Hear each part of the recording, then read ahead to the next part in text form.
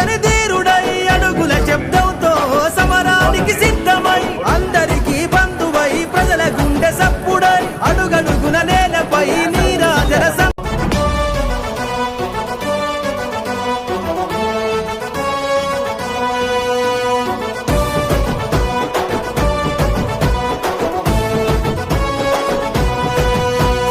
అడుగుల శబ్దంగా కదిలే యుద్ధం నిరుపేదలకై తనో నిలువుటద్దం స్వాగతమంటూ తెలంగాణ సిద్ధం ఎగిరే కాంగ్రెస్ జెండతో కదిలేను నిత్యం